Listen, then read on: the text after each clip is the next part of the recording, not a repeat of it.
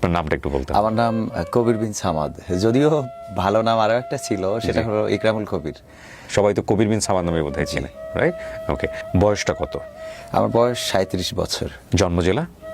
জন্ম জেলা যশোর। যশোরে। শৈশব থেকে যদি বলি, একজন শিক্ষানুরাগী। আমার আব্বা প্রাইমারি স্কুলের টিচার ছিলেন। শৈশব থেকেই একটু স্বাধীন চেতা, আর আব্বা অনেকটাই সৃষ্টিশীল মানুষ ছিলেন। আমার ছোটবেলায় আব্বা আমাকে গান শেখাতেন, ইসলামী সঙ্গীত শেখাতেন, কারণ আব্বাও ছিল একজন ইসলামিক স্কলার। উনি জেনারেল হলেও কোরআন হাদিসের জ্ঞান এত রাখতেন যে ওই সময়ে আমাদের অঞ্চলে খুবই পপুলার ছিলেন। এবং আব্বা যখন মারা গিয়েছেন কোন একটা মাহফিল থেকে ফেরার পথে, তখন আব্বার ডায়েরি ফ্লাপ ছিল, মানে এতগুলো প্রোগ্রাম যে যেটা আপনার বাবা ওয়াচ করতেন? আব্বা ওয়াজ করতেন। মাশাআল্লাহ।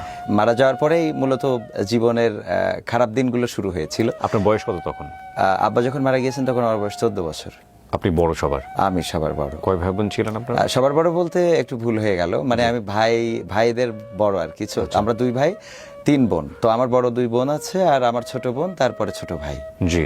ক্লাস 8 থেকে সবেমাত্র 9-এ উঠছি। মা অনেক চেষ্টা করেছেন যে কোনো না কোনো ভাবে যেন বাবার দিয়ে যাওয়া স্বপ্ন। আব্বা প্রায় বলতেন যে আমি যে জায়গাটা রেখে যাচ্ছি সেখানে শুধু কবির বলবে যে আমি মাস্টার আব্দুল সামাদের সন্তান, এতটুকুই তার জন্য যথেষ্ট হবে। কিন্তু একেবারে ছোটবেলাতে বাবা হারানোর কারণে ওইগুলো আর তেমন কাজে লাগেনি। তো আস্তে করে দাখিল পাশ করলাম।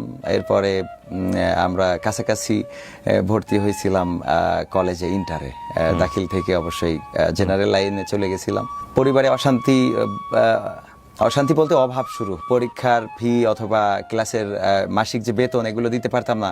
মা মাঝে মাঝে কান্না করতো যে কিভাবে, বা খাওয়ার সময় দেখা যাচ্ছে যে তরকারি নেই। এরকম দিন আসছে যে আমাদের তরকারি ছাড়াই অনেকগুলো দিন গেছে।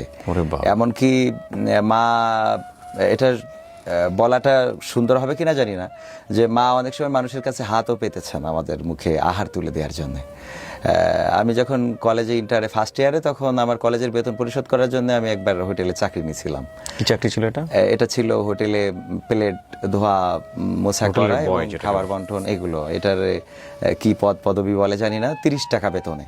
তো আমি যখন কলেজ থেকে ডিউটির জন্য গেলাম, ওখানে এক মহিলা কাজ করতো। ও আমাকে দেখে বললো যে বাবা আসছো, ঠিক আছে, তোমার কাজ করা লাগবে না, তুমি থাকো, সন্ধ্যাবেলা 30 টাকা নিয়ে তুমি চলে যেও। মানে আমার দিকে তাকিয়ে। তো এটা তো আর করা যায় না। এরপরে যে মাকে বললাম আমি না হয় বাইরে চলে যাই। তো ঢাকাতে মা আমাকে 1300 টাকা ধার করে ঢাকায় পাঠিয়ে দিল। বাইরে চলে যাওয়া মানে ঢাকায় চলে আসা, যে আমাদের এলাকা থেকে অন্তত কিছু করে সংসারটা চালিয়ে নেওয়া যায় কিনা। তো ঢাকাতে আসলাম। তখন মিড স্টার বলে একটা গার্মেন্টস ছিল।